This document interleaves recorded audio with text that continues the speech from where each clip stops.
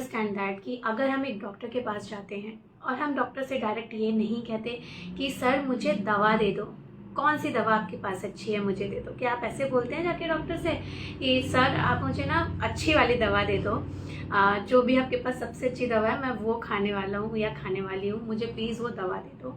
तो ऐसा तो आप बोलते नहीं हो, ऐसा बोलते हो क्या जाके? तो एज अ ब्यूटिशियन हमारा भी सेम काम है कि हमें कभी ये नहीं पूछना है किसी से भी, या फिर कभी भी किसी को ये समझ के, या किसी भी जगह पे आप जा रहे हो, जैसे हम लेने जाते हैं ना कहीं भी सामान, तो मोस्ट ऑफ द क्या होता है जब हम लेने जाते हैं तो ड्रग स्टोर वाले क्या करते हैं, हमें सामान पकड़ाते हैं और ये बोल के पकड़ाते हैं मैम ये बहुत अच्छी फेशियल किट है, और वही फेशियल किट बहुत अच्छी समझ के हम अपने क्लाइंट्स पे यूज़ करना स्टार्ट कर देते हैं। जैसे मैंने भी बताया, as I told you before, कि हम कभी भी डॉक्टर के पास जाके ये नहीं कहते कि सर मुझे सबसे अच्छी दवा दे दो या मैम मुझे सबसे अच्छी दवा दे दो, जो आपके पास सबसे अच्छी दवा हो। अगर आपकी प्रॉब्लम ऐसी है कि जिसमें नॉर्मल दवा काम आएगी तो just try to understand that कि आपको नॉर्मल ही दवा खानी है। अगर कोई प्रॉब्लम ऐसी है जिसमें आपको एकदम लो क्वालिटी की दवा खानी है, आपको लो क्वालिटी की खानी पड़ेगी। अगर आपकी प्रॉब्लम ऐसी है जिसमें आपको बहुत हाई फाई मेडिकेटेड ट्रीटमेंट्स लेने हैं तो वो आपको करने पड़ेंगे। तो just try to understand that कि हमारी स्किन भी जैसे बॉडी के अंदर काम हो रहा है वैसे ही बॉडी के बाहर जो हमारी स्किन है उस पर भी हमें काम करना होता है। तो हम कभी भी ये सोच के ट्रीटमेंट्स नहीं करेंगे कि ये फेशियल किट अच्छी है और ये चीज़, जैसे कि बहुत सारे लोग मेरी जानकारी में जिनसे मैंने पूछा कि आप कौन सा सीरम यूज़ करते हैं तो उनका हमेशा आंसर आता है vitamin C. Most of the लोग मुझे बताते हैं प्लिक्स का विटामिन सी या गार्नियर का विटामिन सी, क्योंकि विटामिन सी गार्नियर ने सबसे पहले निकाला, बहुत ज़्यादा पॉपुलर हुआ, लोगों ने आँख बंद करके यूज़ करना स्टार्ट कर दिया।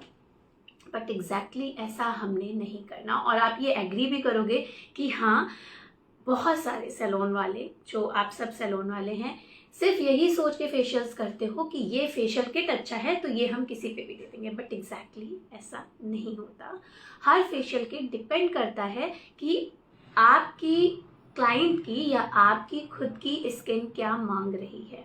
अगर आप आंखें बंद करके किसी को कुछ भी यूज़ करोगे ये सोच के कि ये फेशियल किट अच्छी है और ये हम इस पे कर देंगे, जैसे कि O3 का facial kits are very popular at this time, तो मोस्ट ऑफ द लोग O3 के फेशियल किट्स सबको कर रहे हैं, और या फिर शिनाज का हो गया या फिर जो भी फेशियल किट्स हैं लोग सबको करते हैं।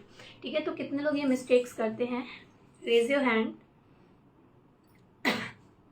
मैं देखिए आप लोगों से बात करते करते ही क्लास लूँगी, क्योंकि मुझे बहुत अच्छा लगता है जब इंटरेक्ट होता है आपके साथ। भले ही 2 दिन के क्लास में 3 दिन का मैं क्लास लूँ, दैट्स फाइन, मुझे वो चलेगा। बट जब तक मेरा आप लोगों से कन्वर्सेशन इंटरेक्ट अच्छा नहीं होगा, एक अच्छे स्टूडेंट्स की तरह हम बात नहीं करेंगे, तब तक ना क्लासेस में मज़ा नहीं आता।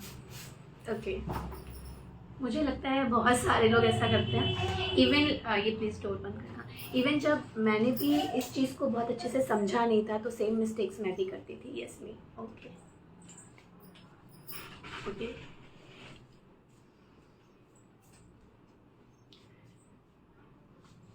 ओके, तो आई थिंक अब आपको समझ में आया होगा जो एक मैंने एग्जाम्पल दिया डॉक्टर वाला, कि अच्छी चीज़ हर एक इंसान को सूट करेगी इसकी कोई गारंटी नहीं।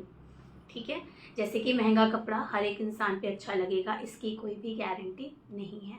तो जस्ट आपको ये समझना है। दूसरी चीज़, स्किन का एनालाइज करना क्यों इम्पॉर्टेंट होता है? Same as it is I told you कि आपको स्किन को एनालाइज करना ज़रूरी है। आपके पास कोई भी क्लाइंट आएगा, आप उससे वो आपको बोलेगा भी ना हिंदी के साथ मुझे O3 का फेशियल कराना है, आप उसको बोलोगे मैम पहले मुझे आपकी स्किन एनालाइज करनी है, आपकी स्किन की प्रॉब्लम को, आपके स्किन के टाइप को, फिर ही हम आपको बता पाएंगे कि आपको कौन सा फेशियल किट जाएगा। अगर आपके पास कोई क्लाइंट आके अपनी भी डिमांड रखता है, बट अगर आपकी नॉलेज बहुत अच्छी है, अगर आपको बहुत अच्छे तरीके से पता है, तो आप अपनी बात रख पाओगे, फिर आपका क्लाइंट जाने और उसकी स्किन के साथ क्या होने वाला है वो जाने, बट आपको कैसे काम करना है वो आपको समझना चाहिए। ओके, तो आई थिंक यहाँ तक आपको क्लियर हो गया होगा। अब स्किन को एनालाइज कैसे करते हैं? ठीक है। अगर आपके पास कोई रेगुलर आपका क्लाइंट है तो स्किन एनालाइज करना इज़ वेरी इजी, आप आराम से एनालाइज कर सकते हो। क्योंकि आपको क्या करना है, उनको बोलना है कि आपको फेस वॉश करना है। फेस वॉश करने के बाद आपको नॉर्मली एक रूम में जाना है। उस रूम में कोई भी आर्टिफिशियल एयर नहीं होनी चाहिए, एसी, कूलर, फैन कुछ भी नहीं चलाना है। आपको एटलीस्ट 45 मिनट्स वेट करना है। आपकी स्किन जैसा भी, जिस भी टाइप का रिएक्शन देगी वही आपका स्किन टाइप है, ठीक है। अब स्किन कैसे कैसे रिएक्शंस देगी मैं वो भी आपको बता देती हूँ।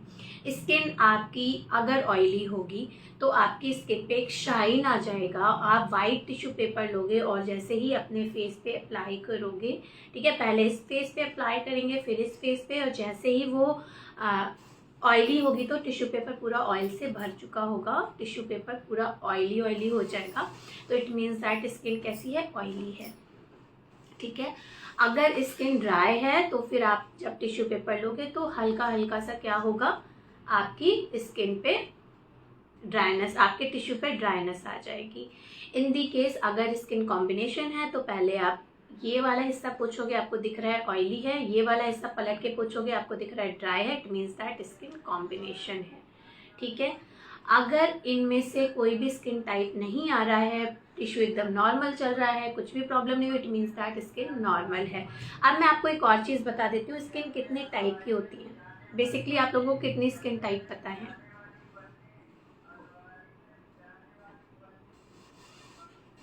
आपको कितने टाइप की स्किन टाइप, कितने लोगों को पता है स्किन टाइप कितने टाइप की होती है?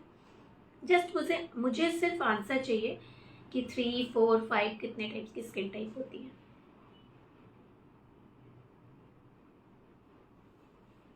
3, okay, 3, okay, 4, okay, 5, okay,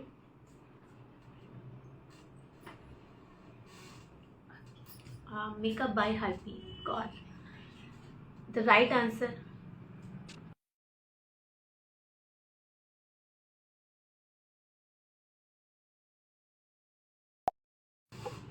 The right answer is 5. There we have 5 types of skin type. The very first is oily, the second one is normal, the third one is dry, the fourth one is combination and the fifth one is sensitive. Okay, पर हम कितने type की skin को treat करते हैं, ठीक है, हम कितने टाइप की स्किन को ट्रीट करते हैं जब हम काम कर रहे होते हैं। जैसे कि मैं एक सिंपल चीज़ को लेके चलती हूँ, जब हम मेकअप करते हैं तो हम 5 टाइप्स की स्किन टाइप को लेके चलते हैं, बट जब हम मेकअप नहीं करते हैं, ठीक है, जब हम स्किन को ट्रीट कर रहे होते हैं तो हमें सिर्फ और सिर्फ 3 टाइप की स्किन टाइप को ट्रीट करना होता है, ठीक है।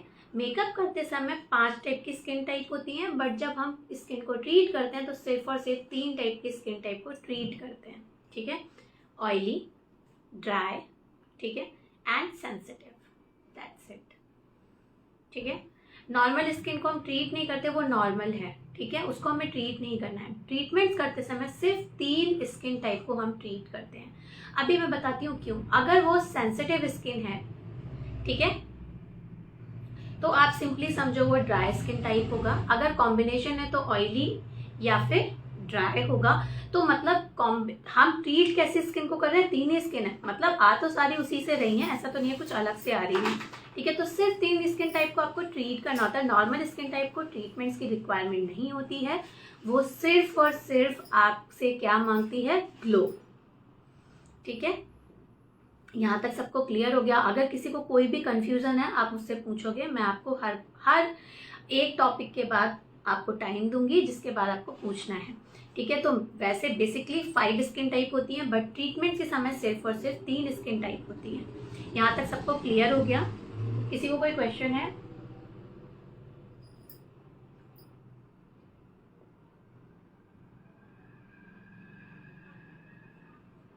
यहाँ तक किसी को कोई कंफ्यूजन है? Ask me fast. नहीं है तो थम्स अप दे दीजिए, है तो मेरे से क्वेश्चन करिए।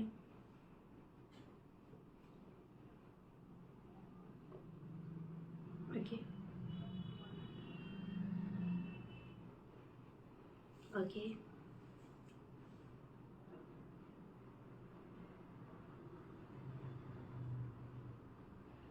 Okay, thank you.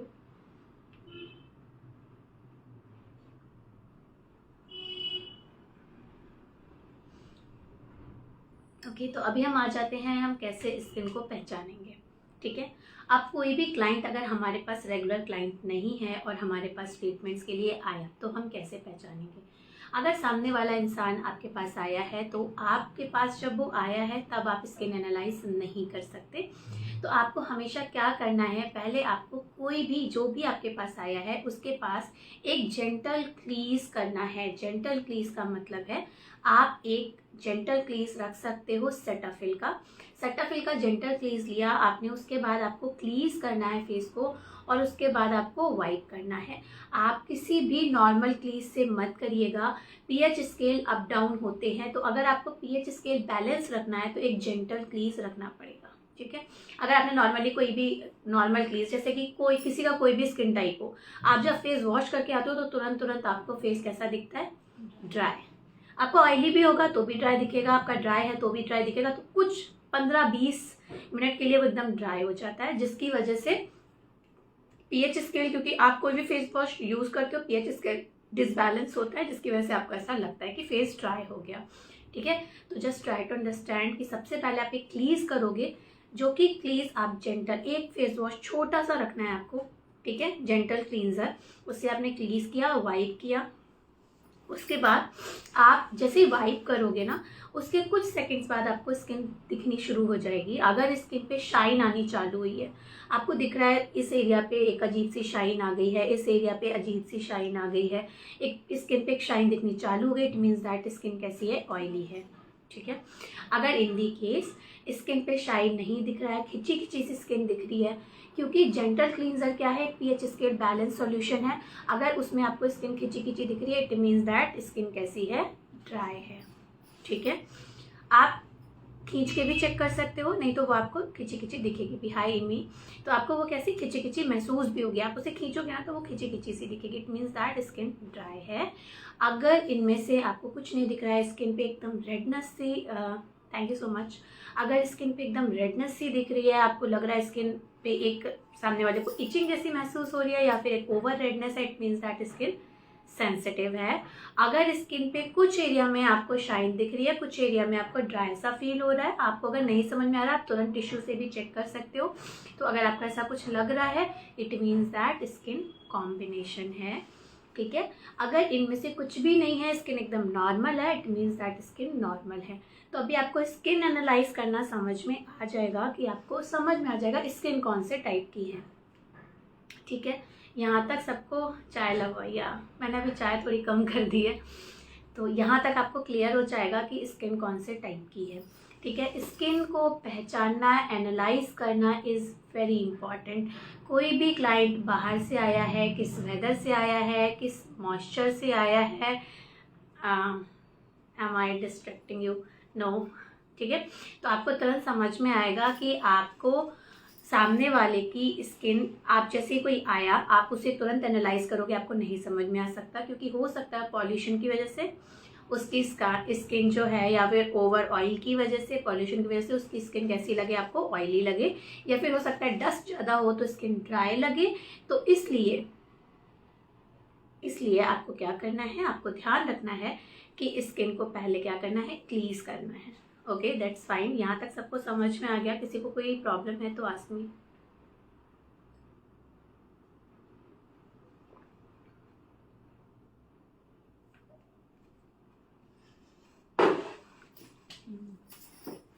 यहाँ तक किसी को कोई भी कंफ्यूजन है, ask me fast.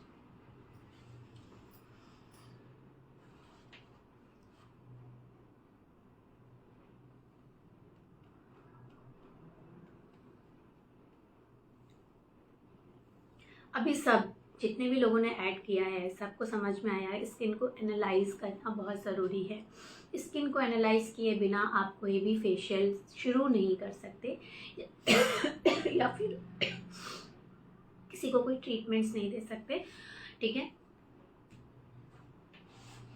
Of topic है, क्वेश्चन कर लो। जी हाँ, कर लीजिए, डेफिनेटली।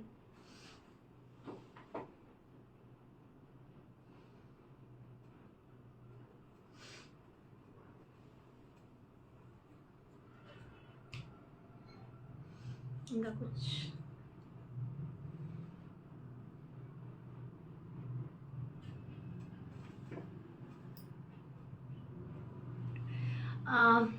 देखिए, मैं आपको बताती हूँ, इससे सिंपल तरीके पे जाएंगे तो आप कभी भी ब्यूटी एक्सपर्ट नहीं बन पाएंगे। अगर आपको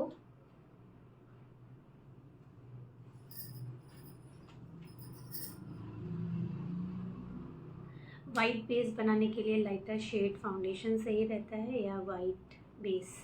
अगर आपको वाइट बेस बनाना है तो आपको हमेशा ध्यान रखना है कि नीचे से स्किन को न्यूट्रलाइज करते हुए उठाना है। ठीक है, नीचे से आपने स्किन उठाई, जब आप करेक्शन करते हो तो न्यूट्रलाइज करते हो, तो न्यूट्रलाइज करते समय, करेक्शन करने के बाद आप न्यूट्रलाइज करते समय सेम शेड उठाओगे, उसके बाद आप एक शेड लाइटर फाउंडेशन उठा सकते हो, या सेम शेड का फाउंडेशन लगाने के बाद कंसीलर लाइटर शेड के करके बेस को वाइट कर सकते हो। वाइट मीन्स एक दो स्किन ऊपर कर सकते हो।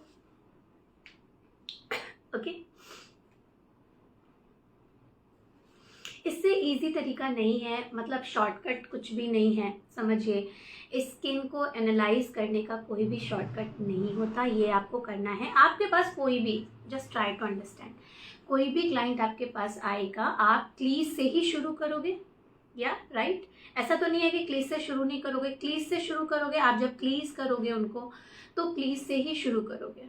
ठीक है, जब भी आप उन्हें कोई भी काम, कोई भी फेशियल हम करते हैं क्लीज से ही शुरू करते हैं। आपने एक बार क्लीज किया, डबल क्लीज इज वेरी इंपॉर्टेंट। अगर कोई भी आया, ज़्यादा करना है, ज़्यादा नहीं करना है, 2-3 शेड से ज़्यादा कर देंगे, 3 शेड से लाइटर करेंगे तो फिर मेकअप ग्रे हो जाएगा। अगर किसी को 3 शेड से ज़्यादा आप लाइटर करने की कोशिश करोगे तो मेकअप जो है वो ग्रे पड़ जाएगा। वो तुरंत तो आपको सही लगेगा, थोड़ी देर बाद आपके पास शिकायत आ जाएगी, 2-3 दिन बाद, क्योंकि क्लाइंट बोलते हैं जल्दी करना है। देखिए, जल्दी करना है किसी भी प्रोसेस में। मैं ये भी चीज़ आपको बताती हूँ, क्लीज करने का प्रोसेस क्या होता है। आप कितने, मुझे सब बता दीजिए, जितने भी 10 लोगों ने अभी ज्वाइन किया हुआ है, मुझे 10 क्वेश्चंस के आंसर, मतलब 11 लोग के आंसर आने चाहिए कि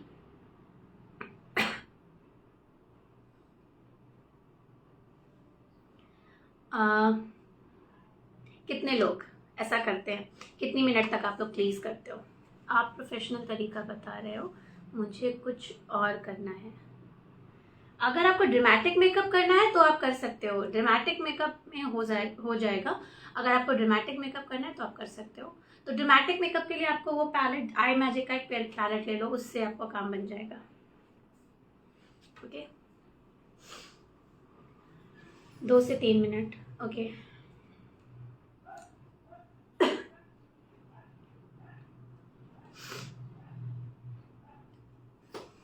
2 मिनट। ओके,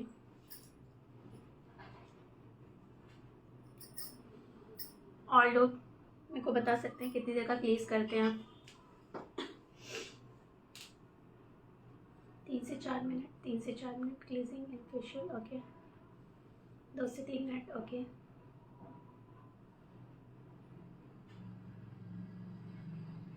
आप जब भी 2 मिनट। ओके, आप जब भी क्लीज करते हो, डबल क्लीज इज़ वेरी इंपॉर्टेंट। और डबल क्लीज करते समय पहला जो क्लीज होता है उसमें 50 to 60 सेकेंड्स आर इनफ।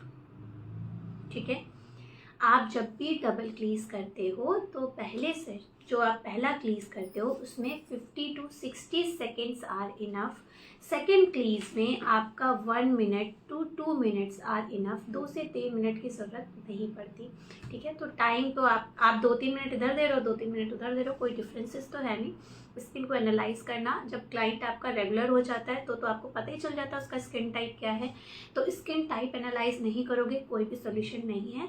अगर आपको एक ब्यूटी एक्सपर्ट बनना है तो इतना आपको करना पड़ेगा। तो जब आपके पास क्लाइंट आए, आप पे जब भरोसा हो जाएगा तो वो आपके पास घंटों भी बिताएगा, क्योंकि उसको मालूम है कि आप उसकी स्किन को बेटर से बेस्ट कर रहे हो। ठीक है, हाँ जी, बबल मास्क यूज़ कर सकते हैं फॉर डीप क्लीजिंग। ठीक है, यहाँ तक सबको क्लियर हो गया। अभी आ जाते हैं कि हम स्किन को एनालाइज कर लिया हमने, अब हम स्किन की प्रॉब्लम्स को कैसे समझेंगे। स्किन को एनालाइज करना, स्किन टाइप ऑफ स्किन अलग है और type of problems are different, totally different. हम लोग क्या करते हैं, दोनों को सिमिलर रख लेते हैं और उसके बाद हम फेशियल शुरू करते हैं, बट स्किन टाइप अलग है, स्किन प्रॉब्लम अलग है। स्किन टाइप जैसे मैंने भी 5 टाइप्स बताए आपको, ये 5 टाइप्स में कोई भी स्किन टाइप हो सकती है, बट हम ट्रीट कैसे करते हैं, 3 ही स्किन टाइप को लेके ट्रीट करते हैं, क्योंकि वो जो अगर स्किन सेंसिटिव है ऑटोमेटिकली स्किन ड्राई होगी, ठीक है। अगर स्किन पे कोई भी आपको लग रहा है कॉम्बिनेशन है तो स्किन ड्राई या फिर कैसी होगी, ऑयली होगी। ड्राई और ऑयली है तो भी हमें दोनों को ही लेके चलना है, तो हमें ट्रीटमेंट्स कुछ अलग से नहीं करने होते, ड्राई और ऑयली के ही ट्रीटमेंट्स लेके हम चलते हैं, ठीक है। अगर स्किन नॉर्मल है तो फिर तो कोई बात ही नहीं है ना, वो उसमें ज़्यादा प्रॉब्लम्स भी नहीं होंगे, उसको ज़्यादा ट्रीटमेंट्स की भी रिक्वायरमेंट नहीं है, वो सिर्फ ग्लो की रिक्वायरमेंट्स करेगा। ओके, तो अभी मैं आपको बताती हूँ कि कौन कौन सी स्किन पे कौन कौन से प्रॉब्लम्स ज़्यादा होते हैं, ठीक है। अब प्रॉब्लम्स अलग है, स्किन का टाइप अलग है। अगर आपके पास इस टाइप की स्किन आती है तो आप उन्हें नॉर्मली ट्रीट कर सकते हो, ठीक है। जो मैं अभी आपको एक्टिव इंग्रेडिएंट की नॉलेज दूंगी उसके थ्रू, या फिर जो मैं अभी आपको बताने वाली हूँ आपकी फेशियल किट की नॉलेज उसके थ्रू।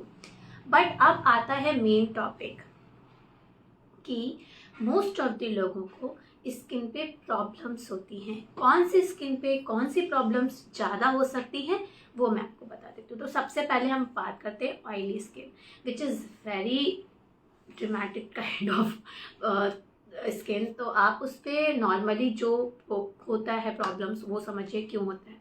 जब भी ऑयली स्किन होता है तो ऑयली स्किन में ओपन पोर्स की शिकायत ज़्यादा होती है, ठीक है। ऑयली स्किन है, ओपन पोर्स की शिकायत ज़्यादा होगी। ओपन पोर्स की शिकायत ज़्यादा होगी तो पिंपल्स की शिकायत ज़्यादा होगी, एक्ने की शिकायत ज़्यादा होगी, टाइनी बम्स की शिकायत ज़्यादा होगी। क्यों होगी वो भी मैं आपको बता देती हूँ। अगर ओपन पोर्स हैं, ठीक है, सिंपली समझिए, जस्ट वेट,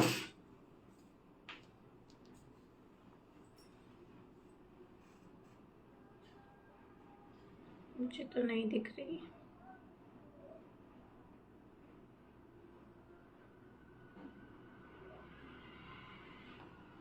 इनसे कॉल पे बात कर लो ज़रा और इनको बता दो। एक मिनट गाइस, एक किसी स्टूडेंट को दिक्कत हो रही है क्लास ज्वाइन करने में।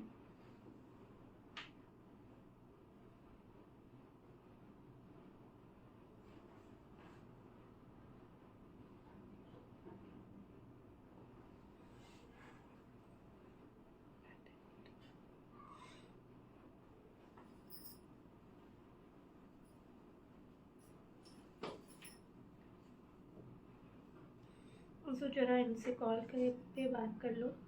और ज्योति पाटिल हैं तो फिर बताइएगा, अभी अभी आपका रिक्वेस्ट एक्सेप्ट किया है, आप ज्वाइन कर लीजिए। ओके, जो सबसे पहले नंबर बाहर जाके, ओके। तो आ जाते हैं हम नेक्स्ट टॉपिक पे कि कौन सी स्किन पे कौन सी प्रॉब्लम्स ज़्यादा होती है। तो आप समझिए ऑयली स्किन पे हमेशा सबसे ज़्यादा प्रॉब्लम होती है। The reason is what, open pores. Open pores अगर होंगे, आप समझिए अगर आपके घर के पर्दे खुले हैं, घर के डोर्स खुले हैं, सब कुछ खुला हुआ है, तो कोई भी डस्ट या ऑयल या जो भी पॉल्यूशन या जो भी चीज़ें हैं वो ज़्यादा आएंगे, ठीक है। अगर आपके घर के डोर्स आप खोल के रखोगे तो कोई भी चीज़ ज़्यादा आएगी। अगर वही डोर्स बंद हैं, थोड़ी बहुत जगह है तो थोड़ा थोड़ा आएगी। हाय हेलो, ओके, ठीक है। तो आप सिंपली समझो, अगर कोई भी स्किन पे ओपन पोर्स की शिकायत होगी, इट मीन्स दैट जो भी चीज़ें बाहरी चीज़ें हैं वो स्किन पे ज़्यादा अच्छे से आएंगी, जिसकी वजह से स्किन पे प्रॉब्लम्स ज़्यादा होंगी। तो इसलिए मैं बोलती हूँ कि ओपन पोर्स का कोई सॉल्यूशन नहीं होता, उसको आपको हमेशा बचा के रखना है। और वो आप कैसे बचा के रख सकते हो वो मैं बाद में बताऊँगी, ठीक है। तो अगर ऑयली स्किन है, ओपन पोर्स होंगे, ओपन पोर्स होंगे तो सबसे ज़्यादा प्रॉब्लम होगी ही होगी, क्योंकि उसमें सबसे ज़्यादा डस्ट, पॉल्यूशन, ऑयल आ रहा है बाहर से। तो जब स्किन पे बाहर से आएगा तो डेफिनेटली आपकी स्किन पे प्रॉब्लम ज़्यादा होंगी। कौन कौन सी प्रॉब्लम्स होती हैं बेसिकली ऑयली स्किन पे?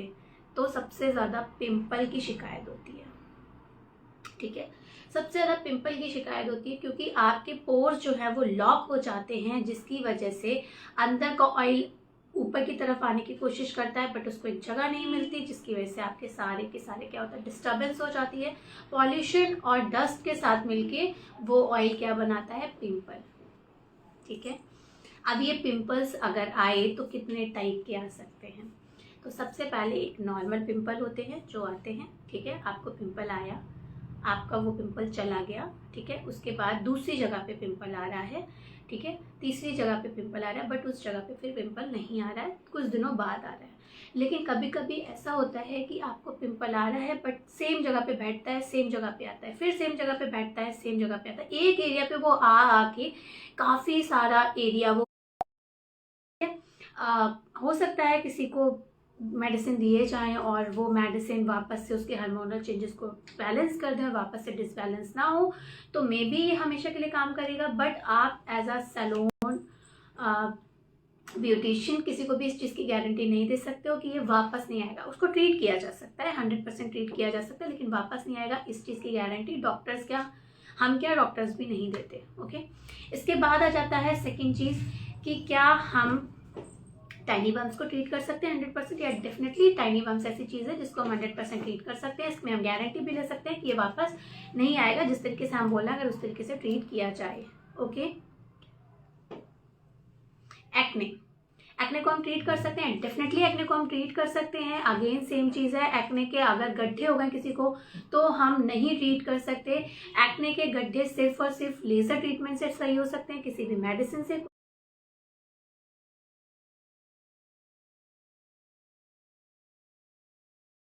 कोई भी डॉक्टर उसको सही नहीं कर सकता। बट वो गड्ढे वापस से नहीं होंगे इसकी, बट हम उसे ट्रीट भी नहीं कर सकते। लेज़र ट्रीटमेंट्स उस जगह को भर सकता है लेकिन हम उसे भर भी नहीं सकते। Is that clear? क्योंकि वो स्किन का एक टेक्सचर हो गया, हम टेक्सचर को नहीं बदल सकते, तो सिर्फ और सिर्फ उसको लेज़र ट्रीटमेंट्स के थ्रू ख़त्म किया जा सकता है। अब कौन कौन से हम चीज़ें ट्रीट कर सकते हैं अपने सैलून में वो आपको समझ में आ गया। कौन कौन से सैलून्स में हम 100% चीज़ें ट्रीट कर सकते हैं, that is your tiny bumps, that is your pimples को हम 100% ट्रीट कर सकते हैं बट वापस नहीं आएगा, इसकी गारंटी नहीं ले सकते। पिगमेंटेशन टैन को हम 100% ट्रीट कर सकते हैं और वापस नहीं आएगा, इसकी हम गारंटी ले सकते हैं अगर कोई भी इंसान उसे कंटिन्यू प्रिकॉशंस में रहे। ठीक है गाइज, 1 आवर कंप्लीट होने वाला है तो मैं वीडियो सेव कर देती हूँ, नहीं तो ये सेव नहीं